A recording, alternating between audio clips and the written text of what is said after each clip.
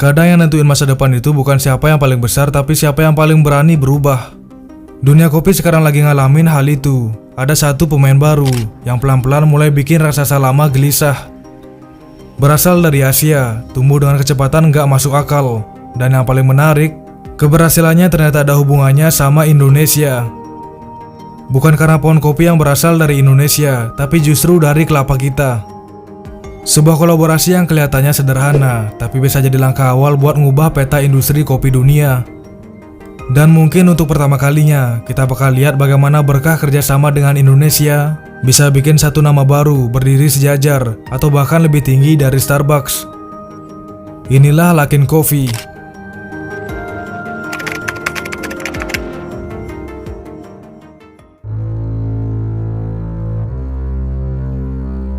Ada satu merek kopi dari Cina namanya Luckin Coffee, dan dia baru aja buat toko di Amerika, tepatnya di New York City. Tapi mereka nggak datang buat sekedar jual kopi, mereka datang buat nantang Starbucks, langsung di kandangnya sendiri. Dan lucunya, cara mereka main itu benar-benar kebalikan dari Starbucks. Kalau Starbucks sekarang lagi sibuk ngajak orang balik ke zaman dulu, bikin pengalaman kopi yang hangat dan penuh interaksi antar manusia, Luckin justru milih jalan sebaliknya, ngopi dengan sedikit interaksi dengan manusia. Nah serius, di banyak tokonya nggak ada kasir, nggak ada orang yang nanya kopinya mau panas apa dingin kak. Karena semua pemesanan lewat aplikasi. Kamu buka aplikasi, pilih kopi, bayar, datang ke toko, ambil, udah. Masalah dingin atau enggak, customer sendiri yang nentuin tanpa ditanya oleh baristanya. Mereka menyebut sistem ini teknologi driven retail model. Bahasa gampangnya, semua kegiatan jual beli dikontrol lewat teknologi. Kayak kamu pesan ojek online, tapi yang datang bukan driver motor, tapi segelas kopi. Nah tujuannya cepat dan efisien, dan model ini berhasil banget di Cina. Saking berhasilnya, di tahun 2023 Luckin resmi ngalahin Starbucks di sana. Bukan cuma dari penjualan, tapi juga dari jumlah toko. Kemudian setelah sukses ngalahin Starbucks di pasar domestik, Luckin sekarang mulai menyerang balik ke Amerika Serikat, tempat Starbucks lahir. Per pertengahan September, Luckin udah buka 5 gerai di New York City. Kalau dilihat sekilas, harga minuman Luckin di Amerika nggak jauh beda dari harga di Starbucks. Tapi strategi mereka bukan di harga tetapnya, melainkan di diskon besar-besaran. Luckin sering ngasih kupon potongan 30% sampai 50% buat pengguna aplikasinya. Jadi pelanggan ngerasa harga kopi mereka lebih murah, padahal secara sistem Luckin lagi bakar uang buat narik perhatian publik. Nah tujuan besarnya biar orang Amerika kenal dulu sama nama Luckin, biar brandnya nempel di kepala, dan kalau harus rugi dulu di awal itu nggak masalah. Nah biar ngerti kenapa Luckin bisa segila itu, kita mundur sedikit ke belakang. Pendiri Luckin, Jenny Qian, dia bikin sistem di mana semua transaksi 100% digital. Dan karena sistemnya efisien banget, Luckin bisa ekspansi secepat startup. Bayangin antara Januari 2018 sampai Maret 2019, mereka buka rata-rata 5 toko per hari. Itu bukan main-main, bahkan beberapa startup teknologi aja kalah cepat. Tapi seperti cerita bisnis pada umumnya, waktu mereka lagi di puncak, masalah besar datang. Di Mei 2019, Luckin sempat IPO, alias jual sahamnya ke publik bursa Amerika. Nah kelihatannya keren banget waktu itu, tapi cuma setahun kemudian, US Security and Exchange Commission atau SEC, lembaga keuangan di sana nemuin kalau laporan keuangan Luckin dipalsuin. Angka penjualannya dibesar-besarin biar kelihatan sukses. Akhirnya Luckin dihapus dari Nasdaq. Pendirinya Jenny Qian dipecat, bareng 6 eksekutif lain, dan mereka kena denda 180 juta dolar Amerika Serikat. Ini sekitar 2 triliun rupiah lebih. Gila ya, bahkan di tahun 2021 Luckin sampai ngajuin kebangkrutan gara-gara skandal itu. Nah biasanya perusahaan kayak gini udah tamat, tapi anehnya Luckin malah bangkit. Dengan tim baru mereka pelan-pelan benerin sistem, beresin keuangan, dan balik tumbuh. Sampai akhirnya di kuartal pertama 2025, Luckin mencatat hasil yang luar biasa. Sekarang mereka punya lebih dari 24.000 toko, kebanyakan di Cina, Malaysia, dan Singapura. Nah sebagai pembanding, Starbucks punya sekitar 40.000 toko di seluruh dunia, dan 8.000 toko di Cina. Pendapatan Luckin di 3 bulan pertama 2025 mencapai 1,2 miliar dolar Amerika Serikat, dan itu naik 41,2% dibandingkan tahun sebelumnya. Sementara Starbucks di kawasan yang sama justru turun 8% di tahun fiskal 2024. Ini artinya Luckin bukan cuma selamat dari skandal, mereka malah makin besar. Dan anehnya ternyata nggak banyak yang tahu kalau Indonesia ikut berkontribusi di perkembangan Luckin sampai sesukses ini.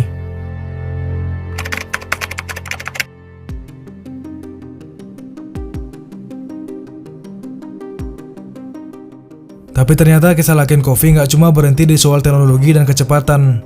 Ada satu hal lain yang bikin mereka makin menonjol, bahkan bikin orang Cina ngopi dengan cara yang baru, yang bisa dibilang lebih tropis kayak kita. Jadi gini, sejak tahun 2022 di Cina lagi ada tren aneh tapi menarik banget, kopi pakai santan. Yap, bukan susu tapi santan kelapa. Minuman ini dikenal dengan nama coconut latte, dan yang pertama kali bikin viral, ya siapa lagi kalau bukan Luckin Coffee. Bayangin aja, kopi biasanya identik sama rasa pahit atau creamy dari susu. Tapi coconut latte datang dengan kombinasi yang baru, rasa gurih santan yang lembut. Nah, kata Zhou Weiming, salah satu petinggi Luckin, santan ini bisa ngilangin rasa pahit kopi tanpa ngerusak aromanya.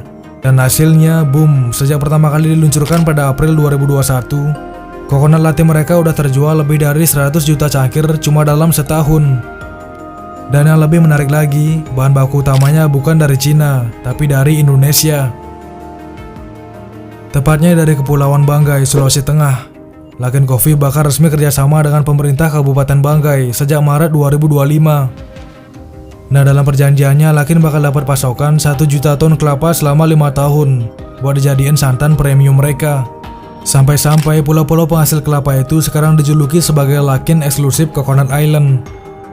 Nah, lucu kan, kopi yang sukses di Cina, tapi bahan utamanya justru lahir dari tanah Indonesia. Menurut Lisan, Direktur Senior Rantai Pasok Luckin, kelapa dari Banggai punya kualitas yang luar biasa tinggi, aromanya kuat, teksturnya lembut, dan cocok buat minuman modern. Dan benar aja, santan ini jadi tulang punggung produk yang sekarang jadi salah satu identitas Luckin Coffee. Tapi tentu aja Luckin bukan satu-satunya yang ngelihat potensi kelapa ini. Nah, brand besar lain kayak Haiti, Nayuki, dan Leleka juga bikin minuman berbasis kelapa sejak 2020. Berdasarkan data dari platform Kamen, di tahun 2022, 37 dari 40 brand minuman baru di Cina udah punya menu berbahan kelapa. Nah, artinya tren ini bukan sekedar gimmick sementara. Malah laporan gabungan dari Meituan dan Kamen nyebut ada lonjakan 66% toko bertema kelapa sepanjang 2022. Permintaan terhadap santan dari air kelapa meledak, bukan cuma buat minuman tapi juga industri makanan. Nah, yang lebih menarik, pemerintah Indonesia sendiri memperkirakan potensi nilai ekonomi dari industri kelapa jika diolah sampai hilir di Indonesia bisa mencapai 2.600 triliun. Menjadikannya salah satu komoditas tropis paling menyajikan di Asia. Selain itu, bahan santan juga cocok banget sama tren gaya hidup sehat dan non-dairy lifestyle. Banyak orang mulai sadar mereka intoleran laktosa atau pengen hidup vegan. Santan jadi solusi yang pas, creamy, gurih, tapi tetap alami. Nah, kata Nio, co-founder Board Coco, pemasok kelapa besar di Cina, kelapa itu anugerah yang terus memberi. Pohon kelapa bisa dipanen sampai 60 tahun. Dan hampir semua bagiannya bisa dipakai, dari air, daging, santan, sampai minyak. Gak heran kalau kelapa sekarang dianggap bintang baru di cangkir kopi. Tapi dibalik semua kesuksesan itu, nah menurut Menteri Koordinator Bidang Pangan, Zulkifli Hasan, ekspor kelapa ke Cina sekarang lagi tinggi banget. Saking tingginya sampai bikin kelangkaan di pasar lokal. Sekarang orang Tiongkok minum kopi bukan pakai susu tapi pakai santan kelapa. Bangga tapi juga agak miris, karena di satu sisi petani lagi untung besar. Harga kelapa naik, ekspor meningkat, ekonomi daerah tumbuh. Tapi di sisi lain, pasar dalam negeri mulai kesulitan nyari kelapa.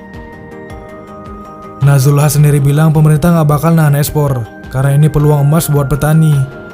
Dan solusinya tanam lebih banyak pohon kelapa. Dengan begitu Indonesia bisa tetap jadi pemasok utama dunia, tapi kebutuhan lokal juga tetap aman. Dan di titik ini Indonesia sebenarnya lagi di momen yang sangat menarik.